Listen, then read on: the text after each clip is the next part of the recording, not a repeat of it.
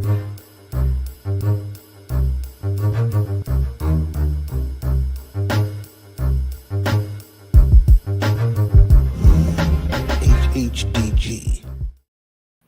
Peace, HHDG. We are on another episode of HHDG Media Podcast. Big shout out to everyone that's always tuning in, supporting, sharing, liking, commenting our interviews.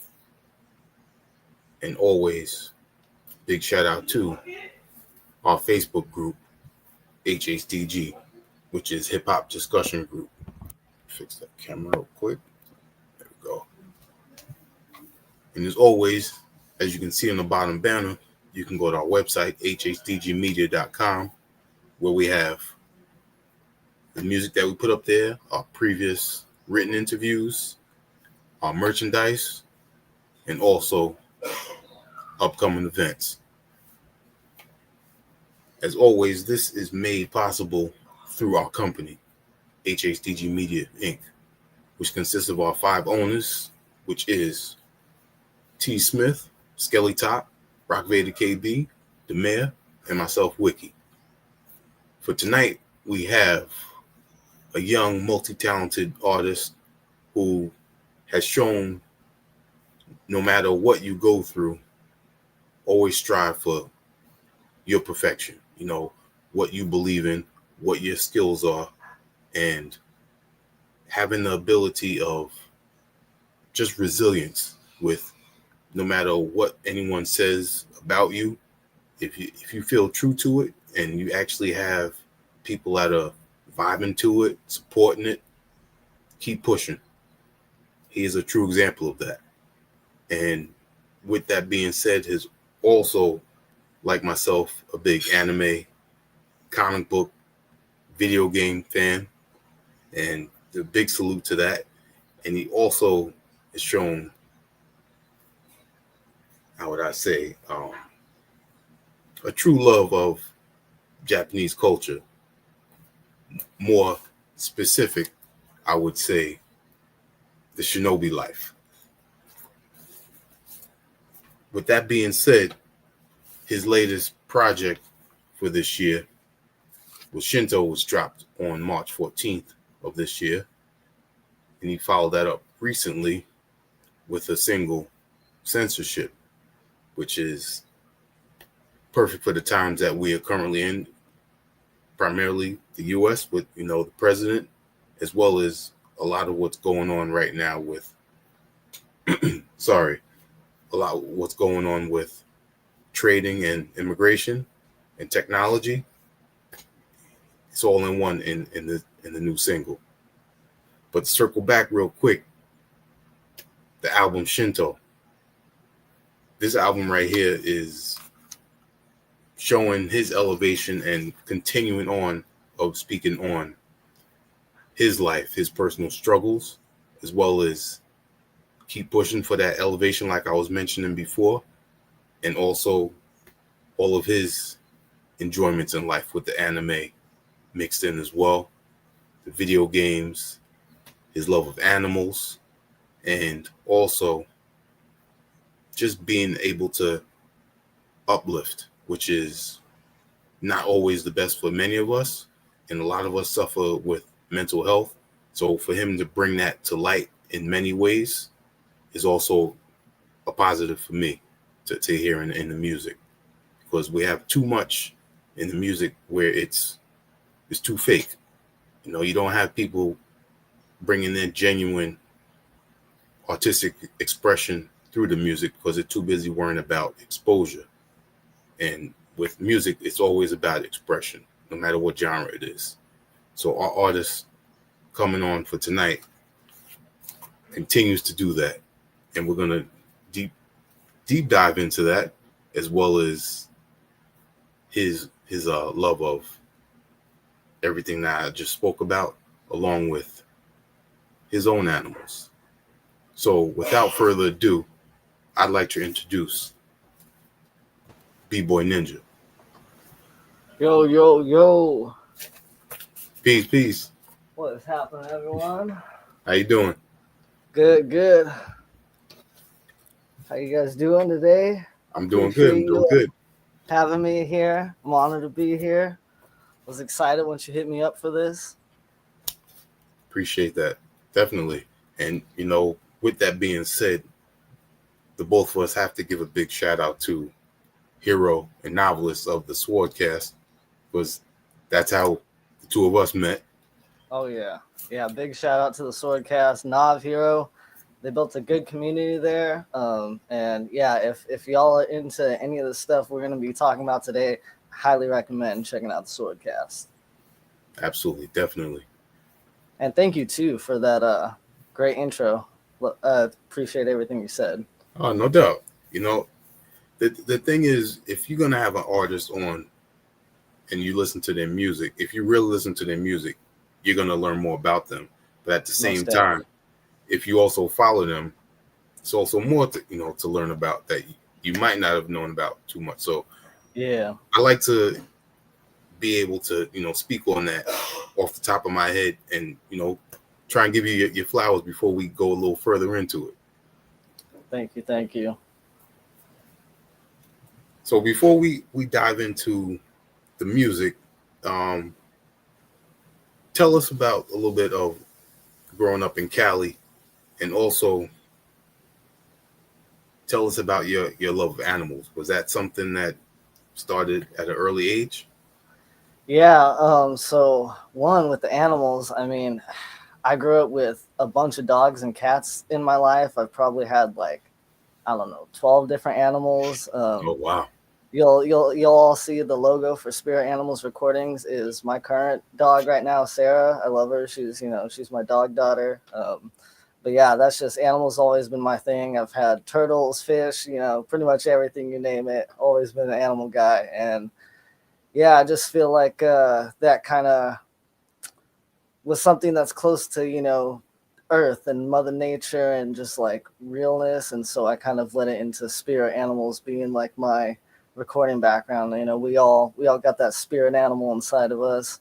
And as far as being in Cali, it was cool. Like a lot of hot days out there. Definitely, it's a little bit colder here now that I'm in Oregon. But just growing up, you got a mix bag of thing. You got a lot of, in my area, I would say nerd culture was a little more accepted. I would say, there was a lot more people I'd come across who were like cool with it or watched anime and stuff. And was a skater most of my life, so I'd always be skating out in Cali, meeting all the skaters at the skate parks and stuff. And yeah, just enjoying the Cali life and living out there. It was pretty dope. Nice. Now, I used to skate growing up, when I was younger, but I didn't get too good into the tricks and everything. Ollies was probably the best that I could ever do. So Yeah, I tell was. good. Oh, I was gonna say I was all right. I had a couple tricks under me. I used to have some skate videos in my younger days. Kind of started falling off that in like high school, and that's when I got into like free running and started studying a little more martial arts with the martial arts friends I had. They teach me things here and there, and Yeah.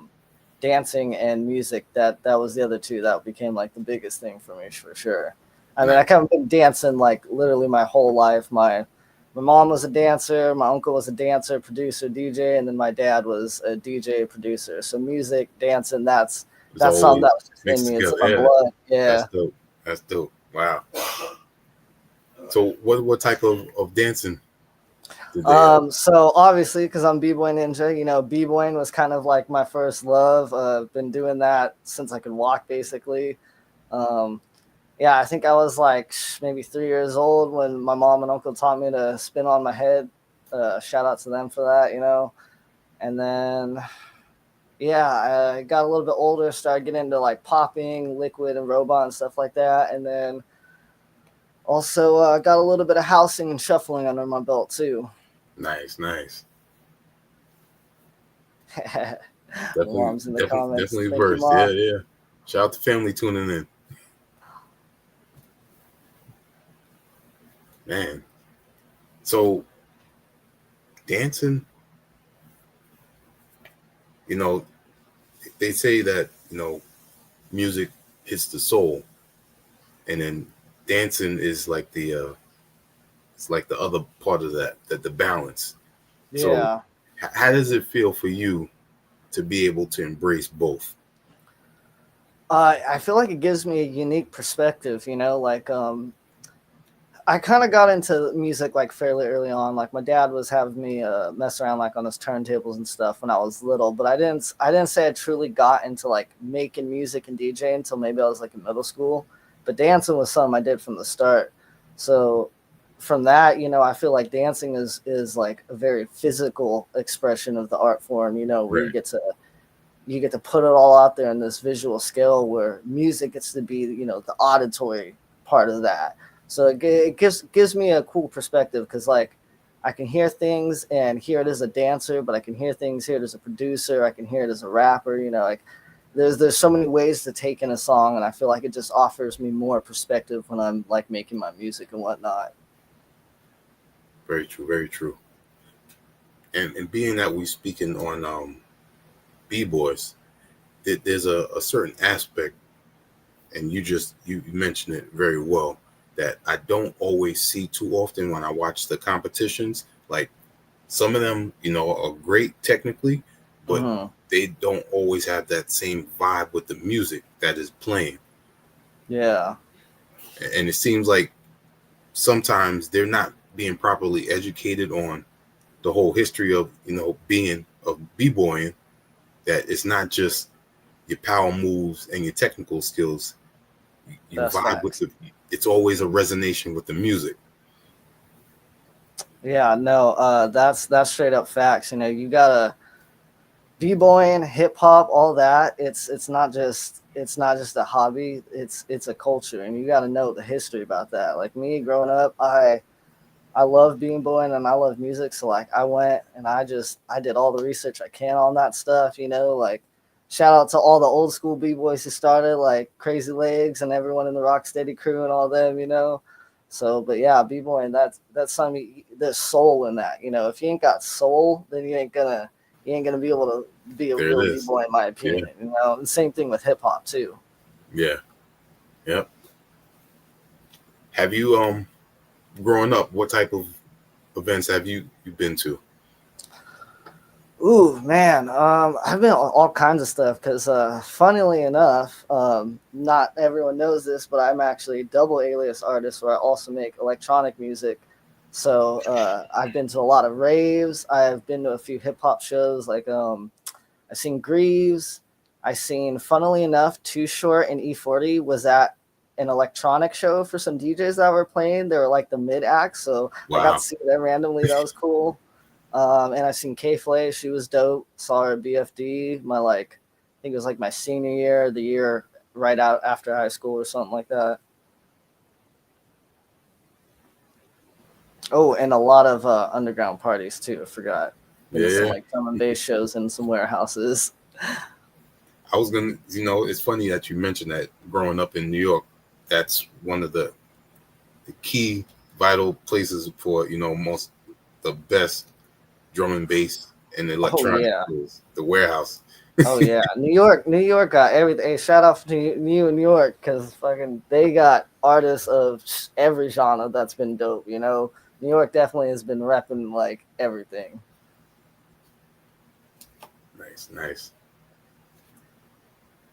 Again, you are diverse with your music, MCing, the production, the DJing, and you just gave us a great glimpse of your family history.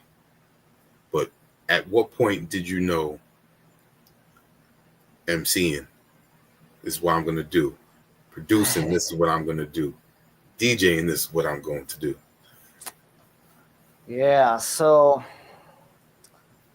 I definitely, because as a kid, one of my other like hobbies I was into was like writing stories, and that went hand in hand along with also like the rap, you know. So rapping was something like I always kind of like it would be a dream, but like I felt like I needed to get better, you know. And then it was like in middle school when I started like fucking around with music, and I think it was about like end of eighth grade. That's when I was like, yeah, no, I think I want to do this. I think I played like one show. My uncle got me an event to play out. It was a little show, And yeah, from then on, I was just like fully immersed. I was like, yeah, I want to do it all. I want to play the shows, you know, I want to make my own music, get out there and just do my thing.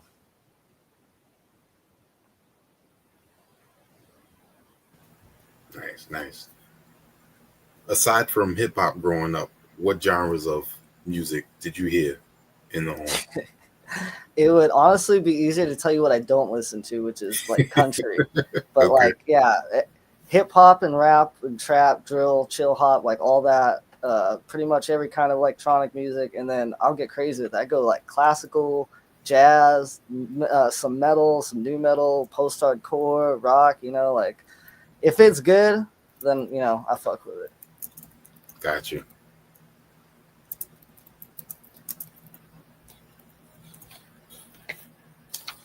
Let me see. Hold on a second. All right. What is your spirit animal? For me, I've always considered it the wolf, you know, because I look at like the people in my circle. I'm all about family, you know, and a lot of my friends, like, because I don't even keep all my family. You know, there's some blood that I kind of come out of my life, but like, there's a lot of friends who became found family, you know. So I feel like I'm the wolf because I'm always trying to look after my pack, you know, and just take care of everyone and just yeah, do my best to look out for everyone.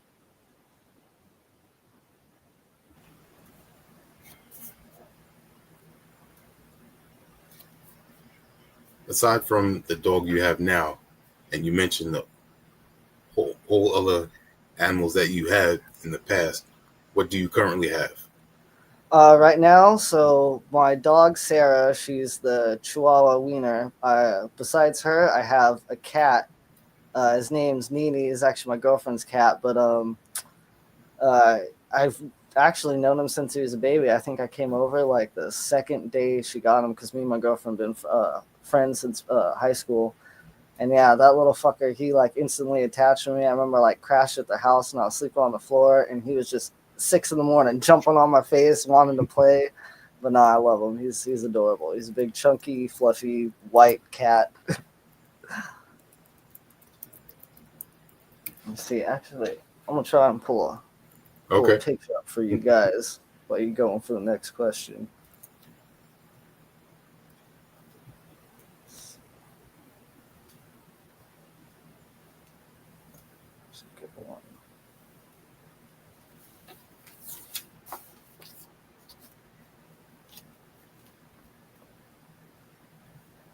There we go. Let's see if you guys can see that. Those are my Ah, yeah. pets right there. Sarah and me.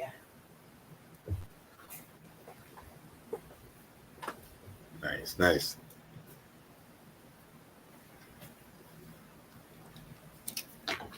Now, for me with anime,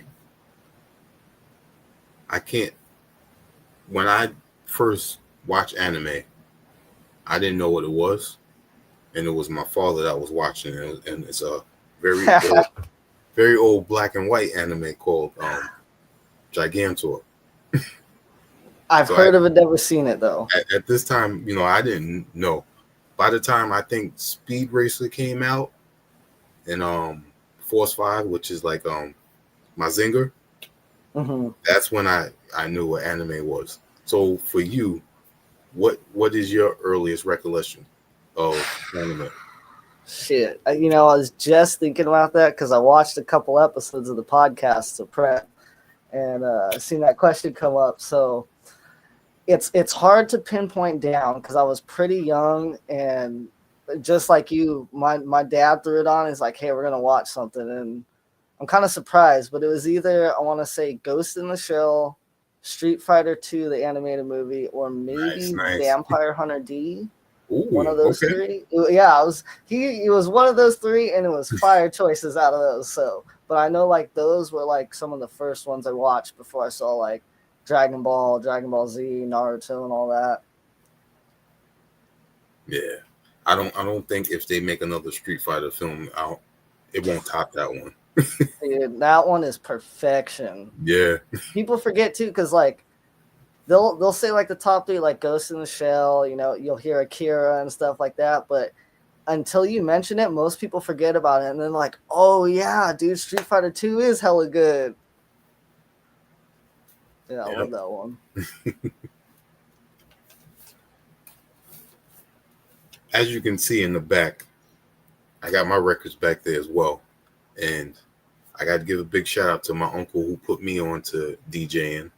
And one of the things that he always taught me was listen to all genres, but at the same time, learn that the many ways of DJing, not just transitions, not just scratching and cutting, but also blends.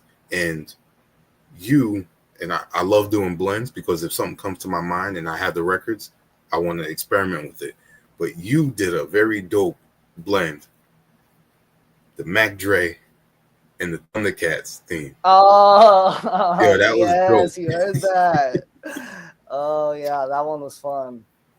Yeah, I went crazy. Man, yeah, DJing. My dad put me on turntables like when I was like 3 or 4 years old, fucking around. Eventually went to like some CDJs, Tractor. Now I'm on Serato. But yeah, the transitions, man, like, cause I come from the old school, you know, so I had all them turntablists and like, they're harsh, you know. They're like, if you ain't on point, if your beats are off, they ain't matching. If your transitions aren't clean, they'll call you out. So, Yep. you know, I trained with the best of them. So that's something I definitely pride myself on, and especially too, because like most of the mixes I throw up on my YouTube are just like freestyle off the top, so they're not like ones I perfected. But like if I go to a show, like that's the thing I'm on. Like everything's gonna be on point, Right, you yeah, know. yeah. I And you get got to that. make sure your tracks that you're choosing, you know, they got to vibe with each other, and they gotta mash well. And Yep. that's the thing, is I kind of like to tell a story when I'm DJing, so it's all got to lead to something, you know. Yeah.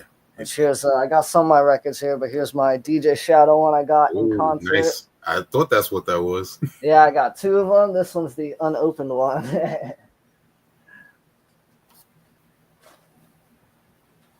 Yeah, I got a nice little record crate of my own.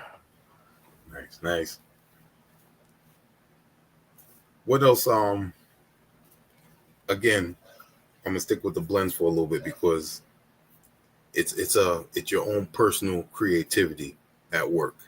And how do you go about a blend that you decide on? Like I was mentioned, like sometimes I have an idea, and you know, being I have a family and work, I don't get to go straight to turntables when it comes to my mind. But when I get to it, I usually either I write it down or I put it in my phone. So when I get the chance, I go to it. So how do you go about making a blend? Ooh, okay. So I have a couple ways. And as you guys have heard, like I'm into hella shit. So like I'm constantly getting ideas, and Mm-hmm. if I didn't find a way to organize those ideas, like I would get headaches. It would be so bad, and then I'd just be laying there thinking about ideas. So what I usually do is I have a list of stuff on my phone. You know, I keep like a schedule and all kinds of shit, notes on everything. So I have some notes in my phone of like song ideas or DJ ideas and stuff that I'll do, that to where if I'm like at work or running errands, I can just write it real quick in my phone and then come back to it later. But then a lot of other times, like especially for DJing, sometimes I'll have like a batch of songs I'll throw in like a folder. I'm like, okay, these are all the songs I want to mix, and I'll kind of like go through them and play them out, hear which ones like will work in my head, and then kind of from there build the mix and see what works well. And a lot of times too, like for those mixes, it's some new tracks that I've downloaded, so I kind of will work off the new songs I downloaded and then pick tracks that I already have to go in that mix and think of mashups and stuff. Right. Okay. Cool. So I want to ask about the creation of your name, but at the same time, I want you to explain about being an introvert and how that coincides with B-Boy Ninja. Yeah, so Bboy Ninja, it's honestly pretty simple. When I was younger, like I just needed a B-boy name, and I was into ninjas and stuff, so I kind of just gravitated toward that. And eventually, you know, when I started doing music, I just kind of decided like I think B-Boy Ninja is kind of the perfect thing, because one, it keeps me true to my roots. Like that's the name I've had since day one. That reminds me like, hey, I got into this for, you know, the music, the culture, b-boy, and all that good stuff. So got to keep my mind, you know, on that kind of mode and nothing else.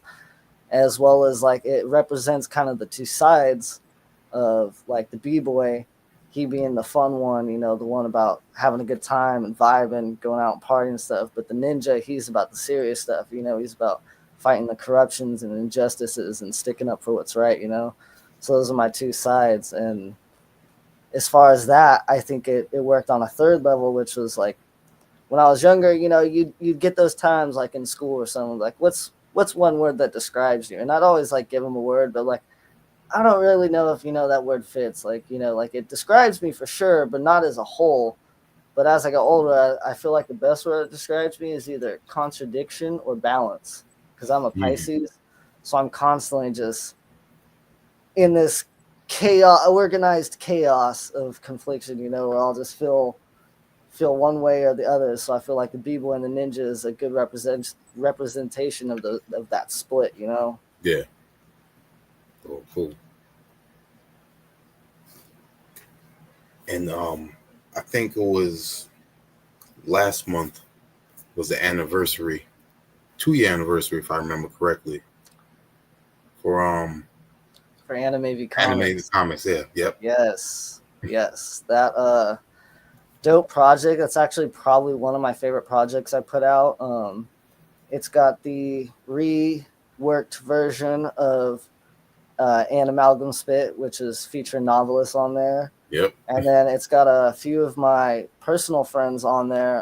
Humble Williams, shout out, and Scorpius is on there, shout out. Bone C, he's actually from Wyoming. If you guys look up the Wyoming wave, he's out there doing shit. He like opened up for Ice Cube and some other dope guys and stuff like that. So shout out to him.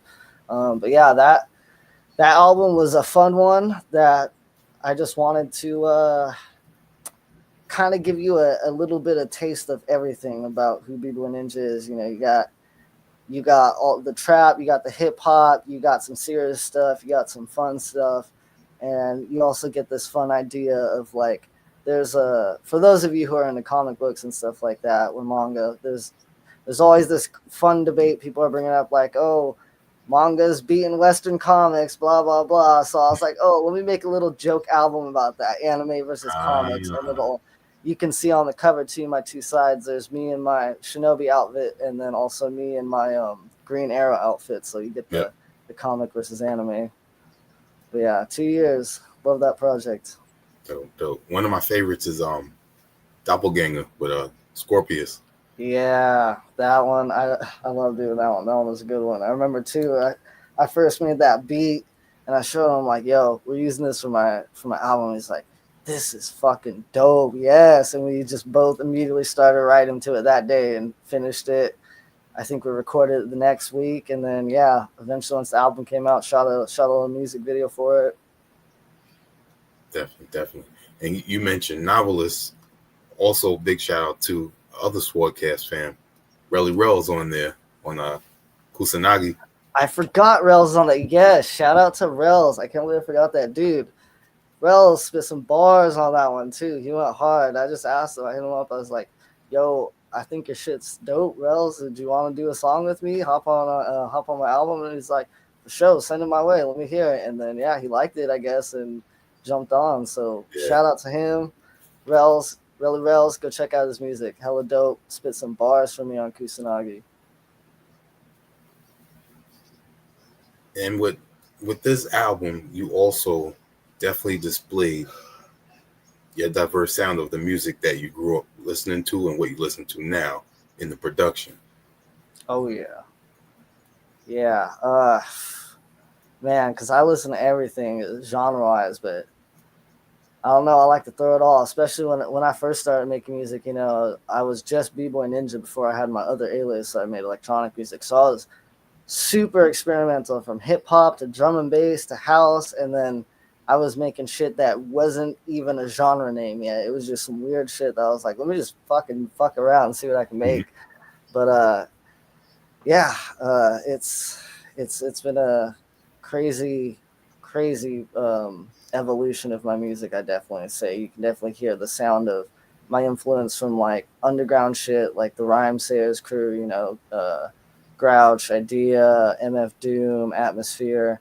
But then you could also hear influences from like newer people today, like Joyner Lucas, Miles Monday, Mm-hmm. Mac Mall. Shout out. He's another big influence in my life. I was listening to for a long time.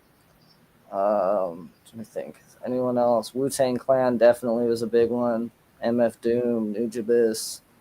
A lot of the names you would hear in the Sword cast. For those of you who don't know, those some of the big ones you'll hear. But yeah, I pretty much listen to like everything. Even some lesser known artists. I'm trying to think of like if y'all ever heard of Sadistic, he's a dope rapper on Rhyme Sayers. Um, yeah, I kind of jump around for everywhere. If they got bars and they got good beats, I'm down for it. Mm-hmm. I agree. I feel that people that are more diverse in the music that they listen to opens up their mind to a lot more than just what they listen to in music. How do you feel about that? I definitely agree. I know there's been plenty of times where I drew inspiration from things that weren't, hip hop or rap or kind of in that realm. For instance, 3 a.m. Reflections / 3 a.m. Tune Bumpers Volume 1, which is an EP and a beat tape that I made. Mm-hmm. Those, especially the lyrics, were heavily influenced from like some post-hardcore music, some alternative, some new metal. Trying to think of specifically some names. If anyone's ever heard of Dance Gavin Dance was one of them. Portishead was a big artist that inspired me. Hail the Sun, Linkin Park, things like that, kind of in that realm. Yeah. Cool. In the intro, I also mentioned about mental health because I know you had your bouts with struggle. So I want you to tell me, take us through when you dropped the EP in 2022. It's Complicated. Oh yeah, nah, that was just an album I wrote when going through some shit. Me and my girl, we had a lot of struggles going in our life. A lot of people who took advantage of us, used us, yada yada, all kinds of stuff like that. And we're kind of in a financial struggle for quite a while, still kind of like recovering from it. And that was just something that I made to kind of represent that time, to get some shit out on my chest that I was feeling. And yeah, but it's cool. A lot of I feel like a lot of my best tracks are created through my worst times. Ironically, it's always the pain and stuff where I'll make a song and afterwards I'm like, wow, this is some good shit. Like I'll feel really proud. So that was definitely one of those albums where I was like, man, I was definitely going through some pain and it hurt, but like I made some great music out of the end of the day, and I got through it. I'm still here. I'm still kicking. Yeah. Great. I forgot what song it is, but you mentioned your music helping someone from suicide. I think that was on Shinto. Yeah. So, oh man, this is something I made probably back in high school. It might be up on my YouTube. I'm not sure. It was definitely one of those tracks I made before I started doing things more legit. But yeah, I wrote a song. I think it was called. I think it was a remix, if you want to call it that, where I just rapped over a Clams Casino beat called Swervin'. Mm-hmm. And in that, I was just kind of talking about the different shit I was going through during that time in high school. I had a lot of vocal and some physical abuse in my house, with step parents and stuff like that. That wasn't so great. So I spoke a lot about that and just the struggles too, of trying to be, this kid in high school dealing with all of that and, doing homework and fucking trying to have friends. So yeah, I wrote that piece just when I was going through that shit, and I remember my one friend that I was kind of close to back in the day, like she hit me up and she told me it was like maybe a week after it happened where she was like, yeah, I felt like I was gonna do it that day, like I was finally ready to just say fuck it and peace out the world. But yeah, I ended up like just listening to music and your song came on, and then that made me decide not to do it. And I was like, That's beautiful. wow, like to hear something like that was crazy. Like my music like stopped a suicide. Like holy fuck, like the power in that I had was something I never felt. And Mm-hmm. since then I've wanted to use my voice to, try and do that for anyone else that I can, just help others and be that person. Because I know there's been times where shit was, hard for me, but I put on a song and, it helped me get through those little moments where you're just really fucking down. That's great. I mean, because you really hear a lot of stories like that from a well-known mainstream artist. So to hear that from a personal person already in your life through your music, it definitely touched you in a way that was unexpected. So it was great to have you share that with us. Yeah, no, and shout out to her too. I'm not gonna name her nothing, but shout out to her Mhm. for being able to share that with me. To this day, like I still get goosebumps just talking about it, the fact that I was able to do something like that is just fucking insane. Yeah, I'm a nobody, like I ain't no one famous. I ain't making no $1 billion. Yeah, it was cool. cool, cool. Before we go right into Shinto, I want to ask two more questions outside of that. Sure. One, how do you keep your balance, your yin and your yang in your life? Honestly, I feel it's pretty easy for me, everything I do on, top of for myself, I do for my girlfriend, my dog, my cat, my family, my friends, because let's be real, the world's hard and we all struggle and we all got it hard. And if I get so fortunate to make it up there, I'll know I can take care of the people I care about. I don't have to worry about them. So at the end of the day, everything I do is, for the ones I love and myself. So I feel like that keeps me grounded and keeps me focused on what's important in life. And it's not about materialistic shit. It's about the people you love. Right, it is. Cool. And earlier you mentioned you moved to Oregon. Yeah. Um, Tell us how that's been. Tell us how the whole travel process was, and how does it feel to be in a new environment?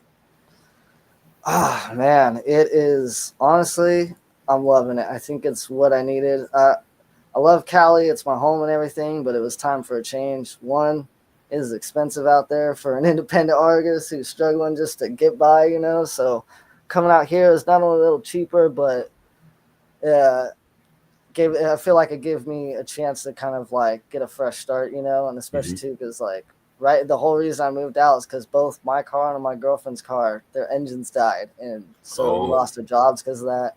So yeah, we literally just got the money, scraped it up to get a U-Haul, drove down all the way over here with their animals, just loaded that shit, and yeah, made it all the way.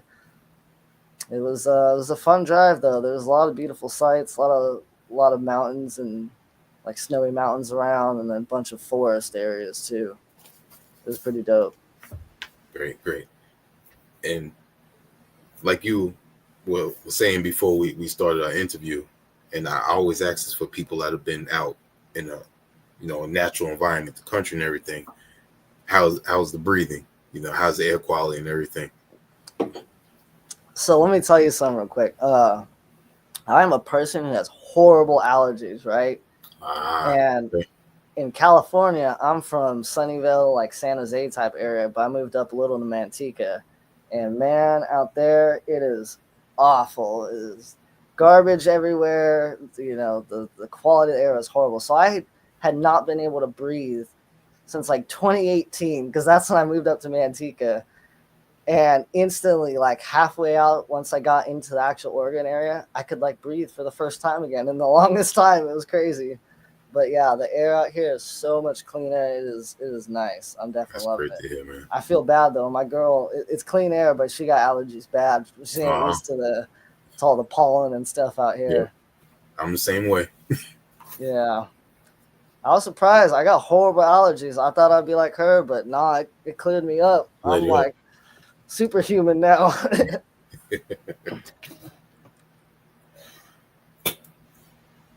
The album Shinto dropped on March 14th. You had some once again Swordcast fam on there, Black Mugen. You had Young Frederick on there, and the majority of production is handled by you, and also Yakuzi. Yes. Am I pronouncing that right? I believe so. I think it's Yakuzi. Okay. I actually don't know him. He makes free beats, so but on top of the free beats, I also happen to like his stuff. So occasionally, I might be like, I want another song for my album, but I want to see what some other people got. So I might go grab a beat or two here and there. And he's one that I've been just fucking with and grabbing beats now for a few albums now, I think. Got you. Now on this album, I feel that you went full on in Shinobi with this one. Oh yeah, most def. This is that was me right there. What was your approach when you were ready to create Shinto? Man, so as always, my music's about like usually the shit I'm going through, as well as like different topics that are kind of in my head I want to talk about. And so, I had a bunch of stuff where I was like, kind of want to make some songs about these things. And I forget what it was, but when I do my albums, I kind of have a process where I'll make one album that's kind of more like a fun, I don't want to say mainstream because my stuff is still fucking me, but something more that most people would want to hear. And then I make an album that's more like my counter ego side, because I like to always think there's the Ryan, that's the B-boy in the real world living his life, but then there's also the comic book anime ninja, which I call Bloodfang. And so that one, that was an album for Bloodfang right there. I was just like, let me just tell some of my fantasy ninja shit right here. Let me get ill with it. And all of that too. I was like, I was talking to Nate the Great, who's on the album actually. I knew I wanted to get him on a song for a while. And he's a pretty like down to earth, like philosophical kind of dude. And so at this time too, shout out to Novelist for this, but I was getting deep into just all these random subjects I like to learn. I like philosophy, history, science, all kinds of shit. And Novelist suggested for me to read The Art of Peace, and I read that, and man, that blew my mind. I felt like for the longest time, all those things that were in that book were what I thought of, just not as well detailed and constructed. And then I read it, and I was like, now I feel like I understand my own thoughts and what I've been thinking for a long time. And so, yeah, I read that, and then I hit up Nate for the Art of Peace song, which I did on that album. And yeah, he was like, oh, hell yeah, I'm down. And yeah, just kind of started formulating from just like a bunch of ideas of me wanting to do a bunch of my like shinobi kind of shit and getting into my character, and yeah, just kind of telling the story of like just what I've been going through at that time, the different struggles, and as well as different. I felt like the best way to describe the album is it was kind of like a new phase album where I was telling you about all these new things I'm learning and telling you about all these different struggles I was going through and how that was going to help me evolve into the next phase of who I am and what I'm going to do. It's like a rebirth. I was a phoenix coming from the ashes. I get that. Talk about your approach with the intro track, Sakai. Because I mean, if how would I say this? If you were a newcomer to B-Boy Ninja's music, this one right here would definitely give you a straight edge approach to just a glimpse of what you're capable of doing. Yeah, man. So Sakai was inspired by Mal's Monday song Seat Deh, Seetdeh.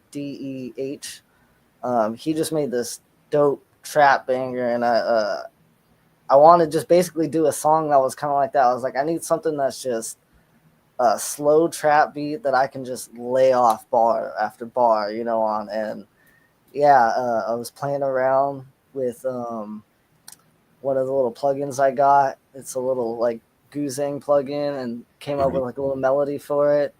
And then got some samples and stuff. And then yeah, eventually did the drums. And then I got to that bass line, and I was like, ooh, okay, yeah, this is it. And then yeah, after I finished the beat, I just started writing to it. And at the time, I think I was playing, I would either just finished Ghost of Tsushima or was in the middle of playing it. And so I was like, all right, gotta throw my one Ghost of Tsushima track on there, which actually there was a few more, but that was the first one that I was like, okay, Sakai, gotta rep my boy Jin Sakai. While the creating, ghost. Yeah. So that's, I like that. That was a certain inspiration of the Ghost of Tsushima. Was there anything else related at that time that was an influence? And for that song in particular, I want to say those were probably the only two things, other than there's definitely always in my Shinobi stuff some Wu-Tang influence and some like Nujabes and stuff like that. But yeah, that one in particular, Mal's Monday and Ghost of Tsushima were the two themes and things that helped me inspire that track. All right. And what about for the album overall? Definitely a lot of that. And then shout out to my Swordcast fam, listen to like Rels, Novelist, Heroes Beats, just all the guys in there were definitely a big inspiration. I think I was watching season 3 of the Wu-Tang show at the time too, so that was like on my mind and stuff. Who else? What else was inspired for this? The Ghost of Tsushima soundtrack, actually, funny enough, that was a big thing because I definitely was influencing my instruments and stuff. And I'm trying to think if there was anyone else. I feel like there's some other stuff for sure, but those were definitely the top ones.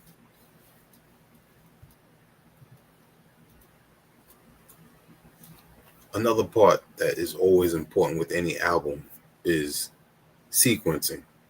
So is this a tough task for you when it comes to, when you finally have all the songs and tracks? Maybe because I know for some people, this is a easy thing, but for others, they got to sit down with it for a minute before they have everything set. Yeah, I'd say it's kind of like a 70-30 for me. I feel like 70% of the time, I usually can get it like hour tops, Most of the time, I'd say probably like 10-15 minutes, But then, yeah, there is like that other 30% of the time where I might have to think about it a bit and like rearrange it over a week. Like, okay, I'm actually put this here and stuff. Mm-hmm. But I'd say overall, I don't have too much of a trouble because I always have an idea of of the story I want in my head. So I'll kind of write all the tracks that I need that's like pieces of the story, and then I just listen to them like, okay, this is, the climax, this is the intro, this is the build-up, I kind of just hear where each part needs to be for the story once they're all finished. Cool. Another favorite track on Shinto for me is Mirrors. And I want you to break down the two personas going on that you're in your verses. Man, so definitely a lot of idea. He did a lot of like talking to yourself kind of shit, you know, multiple personalities. Um, I think one of Rel's tracks I was listening to, I think I was driving home and it was one of his tracks that I just started freestyling to, and that's how I got Mhm. like the first, I think, verse it was to the chorus. And then yeah, from there I kind of just went home, started building the beat, had my verses wrote down, and then once I finished the beat, I went and like finished the song. But yeah, shout out to Rel's, definitely was big inspiration, and then Idea, rest in peace. You know that's Okay. definitely one big inspo, and yeah, a lot of his stuff was a big influence for that for sure. Yeah, big shout out to Idea. The whole Rhyme Says crew, because I've been listening to a lot of the artists through them, since their come up, and Oh yeah, look at them now. I still wish I could make it to one of their concerts. man, I know. I haven't been into a Rhyme Series concert yet, but luckily I think I've been to 4 or 5 Greaves concerts, which is pretty Nice. dope. Yeah, I actually have a picture with him, and there was one point where I think it was when me and my girlfriend went one of the times. We were supposed to bring her little sister with us because she was also a fan of Greaves, and she couldn't come because she got hella sick. Hmm. So during the show, I FaceTimed her so she could, see the show for a minute. And after Greaves finished the song, he saw it, grabbed my phone, and took it on stage to like say hi Oh, and talk to her for me. nice. And I had my girlfriend record it all, so he's hella like talking to her and fucking it there. And then yeah, like he answered the phone back. It was such a dope moment. Shout out to Greaves, man. He's a great performer live, man. He's got an energy and he knows how to put on a show. That's dope. That's dope. Wow. And Rose, you know, you know, I'm still ready to have you on the Swordcast. I know we've been talking for a minute about it, but whenever you're ready. Uh, yeah, no, Rels is a dope one. I think first song I heard by him was his feature. I found out during with the one where he got Nav to feature on it. I'm forgetting. Oh, Lyrical Jinchuriki. There we go. Yeah, first heard that. That's what was like, oh shit, I got to get him on this for Kusanagi. And then after that, I was just like getting more into his music because I was like, oh yeah, I want to check him out. He's got some dope shit. Yep. And yeah, fuck. It was like one of his. I think it was his newest album he put out. I was listening to that on the way home from work, and then yeah, I remember there was just one beat I hella liked, and I just started freestyling to it, and inspired me on there. He's got a track on Lyrical Manga. I think it's On Me. That's a good one too. He's Yeah, got the ill double time flow going on there. yeah, And dude. Rels, he got some bars. He got some dope tracks. Y'all need to check him out if y'all know. definitely, definitely. If a person is not familiar with your music and Shinto, since we're talking about it, what would be a track off of here that you would want them to listen to first, or would you want them to just start from the beginning and go through the whole album? Um, I think it would depend on the person, you know. Like usually, like if I'm trying to show someone my music, for instance, my rap stuff, I'll usually ask them like what kind of music they're into, see what kind of artists they like, Mm-hmm. and like if they're, for instance, more into like new stuff, trap, drill, and stuff like that, I'd probably show them either Sakai or Iga, because I feel like those are the two I really went off and they would capture people. Um, but if they're more like a hip hop head or boom bap head, then I'd probably show them Shinto with featuring featuring Black Mugen, or maybe The Art of Peace, because I feel like those two are definitely like a good representation of like my boom bap hip hop kind of side. Got you. Shout out Nate the Great on all the piece. Yep, shout out. It's my boy. When you started this album, did you have some of these artists in mind to be on the album? Definitely Nate, because we hadn't done something yet, and we had been talking for a while about doing some tracks together. And yeah, when I was getting that one, I was like, "Yo, I'm getting this album together. You want to be one of the features on that for me?" And he was like, "I got you." So that one was kind of a no brainer for me, and he was down with it. So shout out to him for that. He came hard with it, got real philosophical and deep, just like I needed. And then Black Mugen was kind of a fucking savior. I was supposed to have like 3 different other features on this album actually, and Okay. had just wasn't able to make that happen. It's just the music life. It happens. It's nothing, no big deal. But yeah, I was missing a feature for that, and I hit him up in the Sword Cast. Now that like been talking to people, and he was one of the people I could talk to a few times. So I was like, "Yo, I listen to some of your music. Like, I think it's hella dope. Would you be down to like jump on my album?" And he was like, "For sure, send it over. Let me check it out. And if I like it, I'll jump on." And yeah, he was just like, "Oh yeah." He was telling me like this is perfect for kind of what he was going for with his album at the time, and doing these different persona things. So it kind of like my vibe and his vibe were at the perfect synchronization right there. So he jumped on and laid down some bars too for me. Killed that verse. And then my homie Young Frederick, all the way from Wyoming, he's part of the Wyoming Wave crew. He's one of the people I've been doing tracks with for a good while now. He's jumped on a lot of my songs. So he was always kind of like a no-brainer too, that I knew I was going to have jump on the album.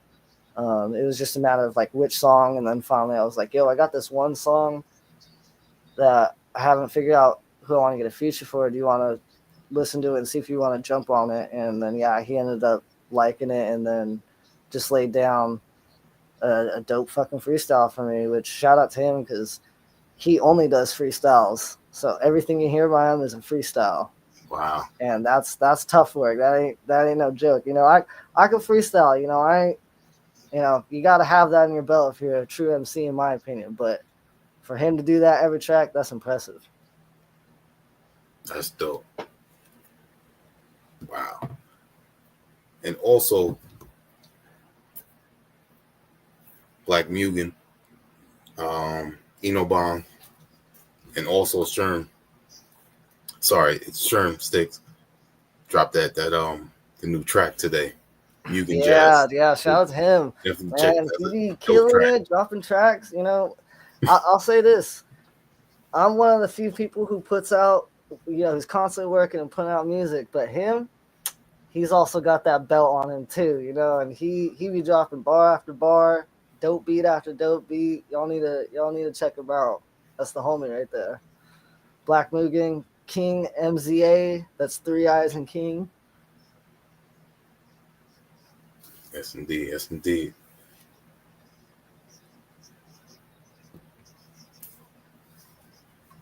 I was thinking, when I know you got another mix coming up next month. Yeah. Which one is that actually? With your mixes, and again, this goes with all of the music that you listen to.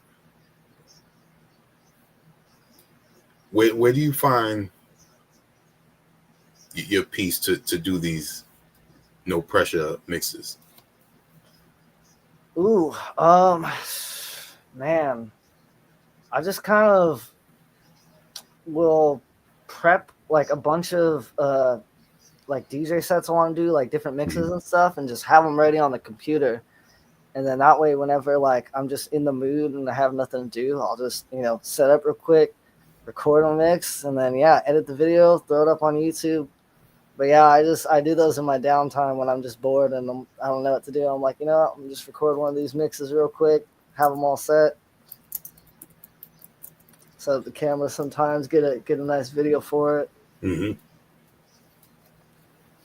Because I seen the promo for the one coming out, and yeah, out in the open. Yeah, that's Yeah, you'll see that's the first mix out here in Oregon now. So I got that one all set. Um, I think I'm having it drop next month because I usually will record a bunch of mixes and then upload it to my YouTube. And so like sometimes they pile up. So yeah, I got a few more mixes till that one comes out, but that one's dropping next month, I think. Got you. Now I've been keeping quiet on this, but I see in the back that Spider-Man number 316 with the first appearance of Venom back there. Is that one of your favorites? I definitely love it. Funnily enough, I was walking my dog and I guess someone's girlfriend was mad at them because I saw this sitting next to the trash all neat and nice, not You gotta be damaged kidding or me. anything. And I was like, what idiot is throwing this away? So I took that. I was like, yep, come on. But yeah, I got that. I have two favorite basically in comics. If Okay. you're going to Marvel, Spider-Man's my guy. And if you're going Mhm. DC, Green Arrow is the other one. So yeah, you'll see kind of right here is my comic shelf. Got all my DC stuff up here and then all my Spider-Man comics and the rest of the Marvel and stuff like that.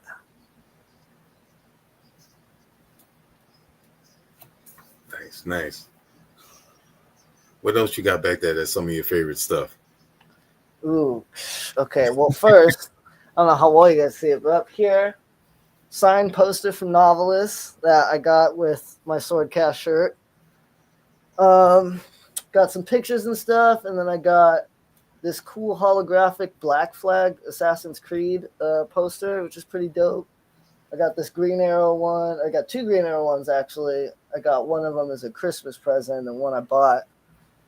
And then I actually don't have all my posts up right now because I moved, so most of them are down. But then I got like the rest of my books over here. I got all my magic cards up there. Bunch of tech. The blade you'll see in most music videos. Always Nice. gotta have that. And yeah, this is my little studio area for now. Got my mixer. Got some D&D stuff for the D&D games that I play. And yeah, I think that's pretty much about it in here. At least for right now, still unpacking small little things here and there that I need, but mostly unpacked now that I'm in Oregon. Gotcha. Now, of all the ninja-related anime, you got the Naruto going on. Is there any other anime up there, ninja-related that always stands out? Ninja related? Well, Ninja Scroll definitely one. Right. Yep. Fucking wild one. I probably saw that one too young. I think Hero mentioned that in the Swordcast before. I see that too young or something. But yeah, that one's dope. Although, yeah, probably not for kids. See other ninja. It had some ninjas in it. It's not ninja per se, but it's in the same realm. So because it has samurais and stuff, so you get the same stuff. But Inuyasha was a big one. Watched a lot of that growing up. And as far as other ninjas, I can't think of too many other animes. Naruto is definitely the big one. I think a lot of it came from like kung fu movies, like when I watched like Iron Monkey and stuff too. Yeah. Yeah. So it's I've taken ninja stuff from anime, video games too, like Tenchu, stuff like that was definitely like some of the other influence into ninjas I had. Yeah, I think that's pretty much it. There's a lot of video games, anime, and like some TV shows or movies and stuff here and there that would have them. Cool. We haven't talked about video games. I know on Chilling in the Wolf Den, definitely talk about the video games. So before you talk about what you're currently playing, tell the people what Chilling in the Wolf Den is about. So Chilling in the Wolf Den is my YouTube podcast that I got with my brother and my girlfriend. It basically is kind of like the second inception. I did a first podcast of this show, but we ended up doing a second one. but it's a combination of one from watching the Swordcast. You know, Nav and Hero are definitely a big inspiration, or kind of the, I'd say, final inception of it. When I had the idea for a while, like a little bit before I started watching the Swordcast. I was watching things like Comic Pop's channel on YouTube, Comic Storian, Comics Explained, and they do a bunch of podcast stuff. And I was like, I kind of want to, since I make anime and comic book like stuff, I kind of want to talk about it since I do the music. So I was like, I'm gonna do a podcast real quick. And yeah, on there we just talk about different things we're into. We do movie reactions, TV show reactions. We do reviews of stuff like that for games, movies, TV shows. We always do a top 5, like the Swordcast. Got a shout out to them for that idea. And then what else? We do a bunch of other stuff like tier lists. I'm forgetting some of the stuff. Sometimes we'll do like ranking videos. Just a bunch of other random, like just weird little segments that we do that are fun, just about things we're interested in, hobbies, you know, gaming, music, movies, TV shows, that kind of thing. And what current video games are you playing right now? At the moment, none. I just finished playing Dying Light. Finally beat that game. I've had it forever.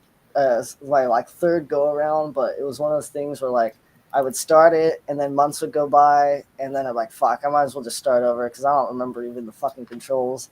So yeah, I finally beat that. Kind of like the easy way I made myself beat it too is if I start doing something for the channel, my work mode kicks in and then it's like, okay, I have to beat it now. It became a thing. So I just beat that and kind of was playing Assassin's Creed Brotherhood because my girlfriend, she played Black Flag, loved it, but had never played the other games. So I finally got her to start playing that, and she's been putting up the videos for the channel. Right now, we're just doing her gameplay, but eventually for Assassin's Creed 3 and Black Flag, we're going to do reaction videos for that one. So yeah, those are the two kind of games I was playing. And until then, I don't know because my PS4 disc drive is broken right now. Man. I can't play like any of my old games. And I don't know when I'm going to get a new game because I'm kind of thinking of just waiting until I get the PS5 and then get some new games. Because yeah, I think I'm ready to finally get that now. Got you. Yeah, I haven't really been playing any video games. It's hard when you're an adult, man. There's no time. Yep. I think the last thing I played was Street Fighter 6. Nice. The last God of War that came out on the PS5. Oh, for sure. And the last NCAA college football game, which is probably the best college football game that's ever come out so far. Yeah, that's crazy. Yeah. Another thing we haven't spoken about yet is your company, Spirit Animals Recordings. Yes, sir. Yeah, that's pretty much my life now. You know, it's I started releasing my music and I was doing it with my brother at the time, and I wanted to have a way for us to both release music. So the way I did it was going through DistroKid, and then I just set it as a label so I could do that. And then I was kind of thinking, because back when I was like first getting the idea, I was like maybe 17, 16 or something like that. Mm-hmm. And I had a bunch of friends who were like, you know, kind of like close friends and doing music with me. And I was like kind of planning like we could all build this and bring it up. But then it ended up just being me. And I was just like, well, fuck it. I'll do it on my own. And Spirit Animals Recordings became the kind of foundation for my music. But I'm also kind of using it to be the head to spearhead other things I'd like to get into eventually. You know, like we do obviously my podcast and stuff. We have a D&D show that I run on there. And, you know, if ever I got, you know, enough money from all this stuff, you know, I'd like to get into like making comics, movies, TV shows, all that kind of stuff. I pretty much just like art in all forms. So if I can do it all, I will. Yeah, you can, with that name, I mean, you could definitely go through all those avenues and it would still resonate the same way. Exactly, yeah, because that's the core of what I wanted spirit animals to be, is the foundation. I was like, the spirit animals is the philosophical side of just about sticking to your character, who you are on the inside, and that was kind of what my label was going to be. It's just about I wanted to bring in people who are like that, who are true to the word, just down to earth human beings, and could kind of mold that image of what it meant to be a spirit animal per se. Got you. You just recently released the new single Censorship on June 8th. Yes. Again, definitely resonates with the current time. So I'll let you speak on that. And big shout out to Yakuzi producing the new song. Yeah, shout out to him, man. Shit, he's done so many of my beats now. I might as well start like trying to talk to him so I could actually like be his friend and talk to him about more. But yeah, I know. Just in this day and age, like one, there's kind of like a few sides to this thing, but like, you know, I feel like one, people are too sensitive nowadays, and not to say that certain things I think I agree have changed for the better, like I don't need to see some fucking racist guy yelling out some crazy shit to like people, or I don't need nothing like that. But there's a lot of like, I don't know, comedy acts and stuff, or people like get canceled, and it's just like, dude, they're telling jokes or whatever, or Facebook and Instagram and all this, like not letting you put the word death or whatever, in there, and it's just like, well, it's just a word, bro. Like that's how you explain it. You take the word away. How are you gonna tell someone, Tell it. the thing, you know what I mean? So at the end of the day, it's like, yeah, words can be hurtful, so we should choose to use our words carefully and a non-hurtful way. But at the end of the day, words are descriptions and stuff, and you can't take away linguistics from us. That's something I feel a lot of people are lacking on. We're forgetting just like simple spelling and grammar mistakes I've seen all the time. You know what I mean? So I'm just like, let's stop blocking and start teaching and spreading the message. If you got something to say, It is, say yeah. it loud, say it proud, and don't let no one stop you. There it is, yep. Again, I appreciate how you're able to speak on so much, not just in your personal life, but also flip it and do what you did with the new single Censorship, and then go back and then speak on things like metaphysics, and then have the balance, talk about faith, and then with all of this going on, still show the world that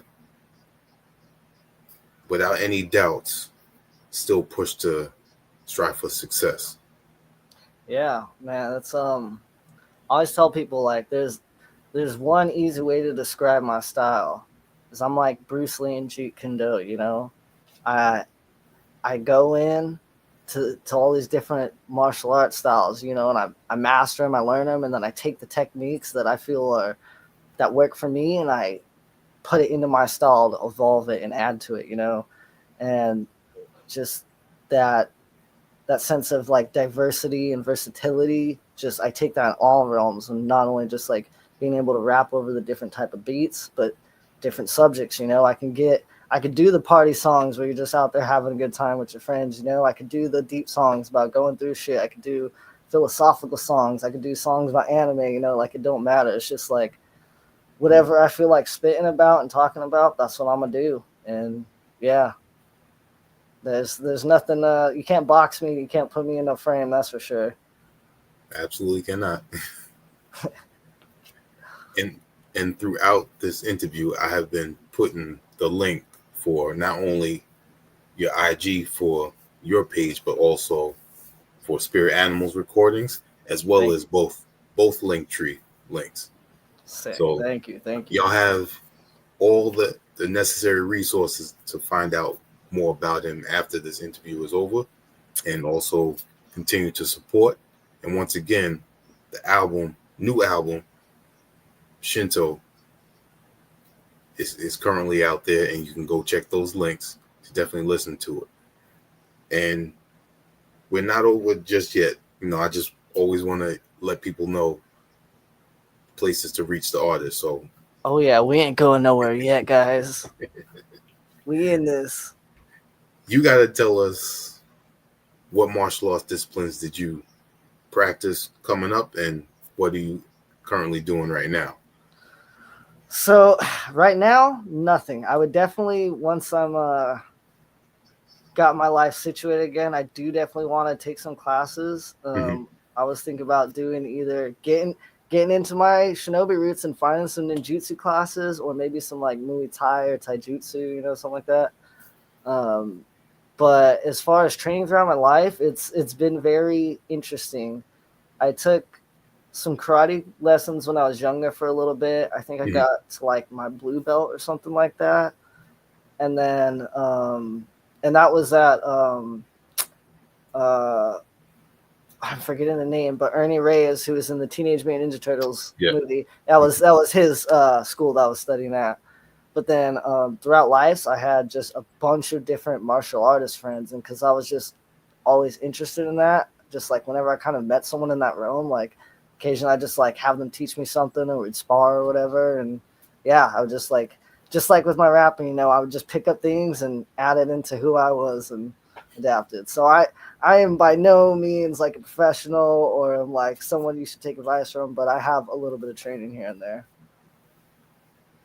It is. Shout out to Nav though, he just won some competitions. Now Yeah, that's a once guy who again, knows yeah, what he's doing. that's major. Yeah, congratulations. Yeah, that's fucking insane. Gold medal. Yep. And have you ever got the chance to meet novelists? Not in person yet, No. no. Okay. All right. Yeah, definitely got to come out to a show eventually and see everyone from the Swordcast fam in Detroit. So yeah, I'd like to plan a trip out there eventually. Yeah. I think one day we gotta try like a meet and greet in certain regions. Oh hell yeah, hell yeah. We'll do a Swordcast tour.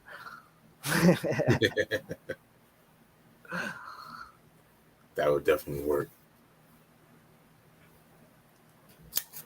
You mentioned the book, The Art of Peace, that novelists mentioned to you about. What other books have you read that you would recommend that help with just our journey in life? Ooh, a lot of good things.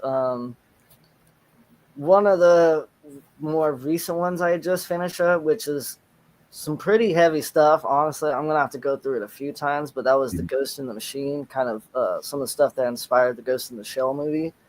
Um, there were some other ones Nav told us to. Hagakure, Soul of the Samurai was another one, and then is there anything else recently? I think there was some like Marcus Aurelius stuff I was reading, and like a few other like philosopher stuff. A lot of them I did on audiobook just because cheaper that way to find on YouTube till I can buy the book. But yeah, Yeah, those were some of like the things I was reading at the time that was not only inspiring the album, but something I was like, wow, people should just read this because it's got a lot of good like life lessons or disciplinary lessons or just things like that to make you think. And honestly, I just think everyone should just kind of learn about everything in kind of every facet, like whether it's religion, philosophy, science, just to know what they're offering and what they speak about, so you could be educated on it. I found too in a lot of my studying that a lot of religions or philosophies, they have a lot of the same basic ideas, and they all came from each other. One inspired, and then they came up with their own thing, and so you'll see a lot of these throughout the different history of where certain things are coming from and in the regions and stuff like that. definitely agree with that. Yep. Um, there's a book that I purchased. I want to say it was last year. and it's his name is Dr. Mervyn Jenkins. This book right here, To the Beat of Ooh, Leadership. And okay. at the many years ago, I knew of him as his MC name, Spectac. Oh, So, okay. and then, later on through life, got his doctorate and everything. And he's been doing this for quite some time now. And that's a book I definitely recommend. And then he had a short book as well called Before They Leave Here. And while they are with us, speaking of, again, and I feel this way because I've lost a lot of family members, enjoy your time and spend that time while they're still here, because you never know when. Hey, that's facts. No, yeah, you're gonna have to send me those book names and Yeah, I'll message. send you But the links.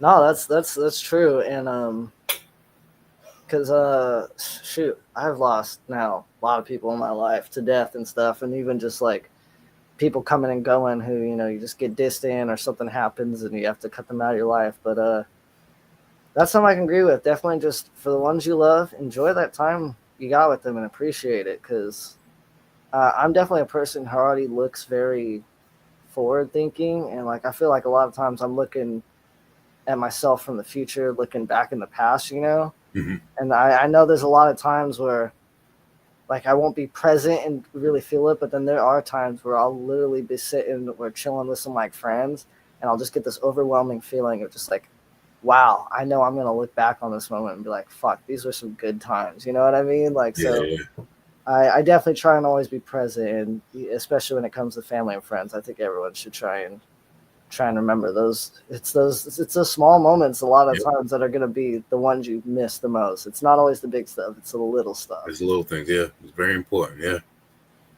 yep.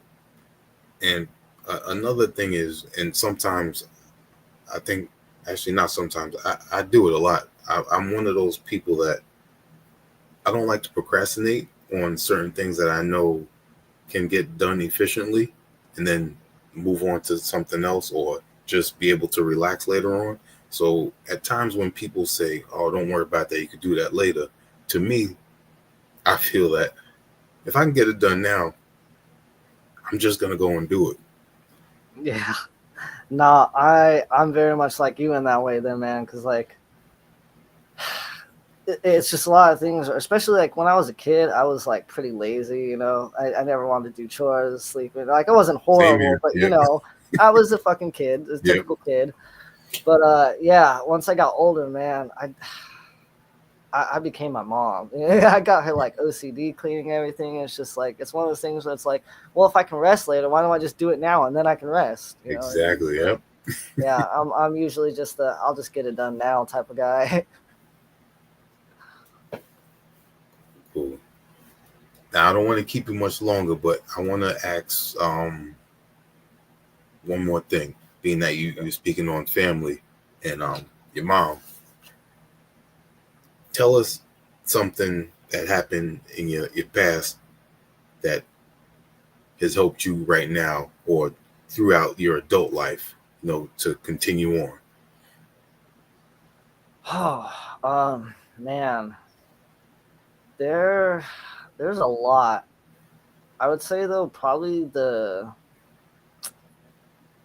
one of the bigger ones in my life was when I was younger. I got like hella sick. I got just like it was like a normal cold, but apparently I guess like the bacteria or whatever was like building up in my lungs, and so it's kind of hard to see. I still have a slight scar. It used to be a lot more noticeable, but Uh-huh. yeah, I ended up being in the hospital for like 2 months or something. Went Wow. through surgery, and yeah, I guess it was so bad. The doctors were like, if he would have came in a day later, he would have been dead.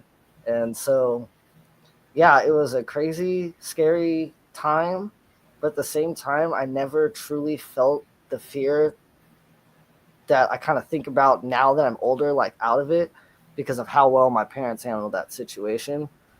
And yeah, I just remember like I was definitely nervous because I was in a hospital, and I was in a hospital for a month, so like Yeah, something's wrong. yep.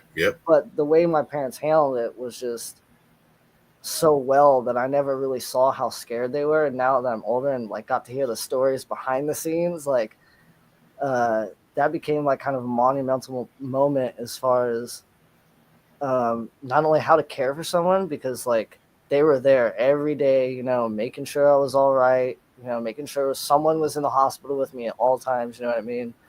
And so, yeah, that just taught me of like, if you care for someone, you be there for them, like in sickness or health, as well as like how to be a good parent. Cause I hope to have kids someday of my own, and just like, there's been a few times where I really learned a lesson from my parents as I got older, learning stuff, behind the scenes. But it was like Mhm. that. And when my parents got divorced, honestly, like they're very mature. I luckily was fortunate enough to where I didn't have like two parents who got into a crazy fight when the divorce happened. It was Right. horrible.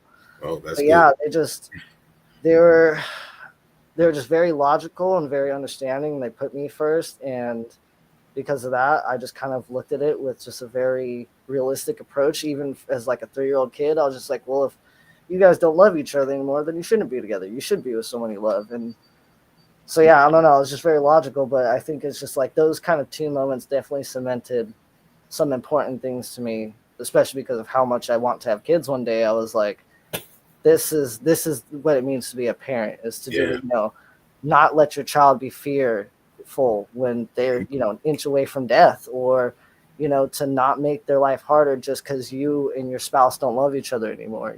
Like they definitely were, despite any faults, because everyone's a human, we all have faults. Like despite all that, they are Yeah. amazing parents, and they did such a great job and taught me some great lessons out of that stuff.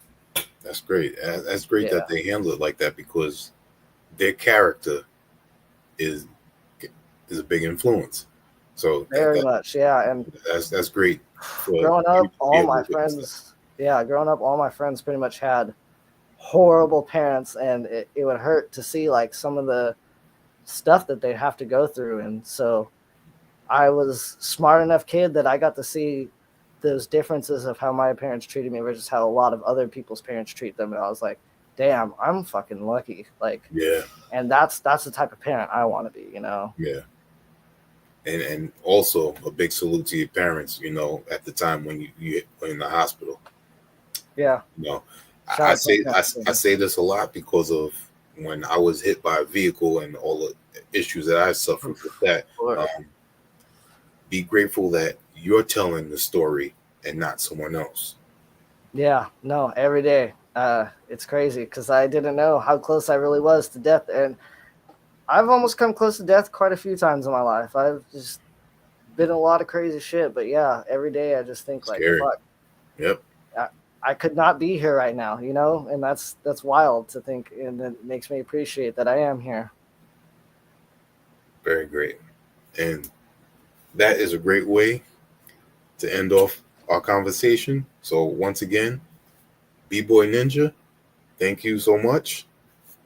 Spirit Animal Recordings is definitely the avenue for all things possible. And if you listen to this interview, you definitely know about that.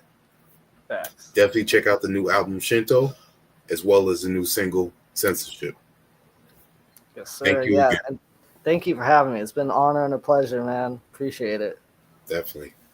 And before you go, give you shout outs and let everyone know where they can reach out to you. Yeah. So real quick, you can find me on Instagram at Bboy Ninja Official, as well as my link tree is Bboy_Ninja. And then if you hit up on YouTube, you can either type in SAR recordings or SAR. Sometimes either or will pop up. But yeah, just Instagram, YouTube, Linktree. Those are my pretty much main ones and stuff. And from there, you can find all my other stuff. There it is. And once again, I put the links up for those to go check that out. On behalf of our HHDG media crew, we're going to say peace. Peace.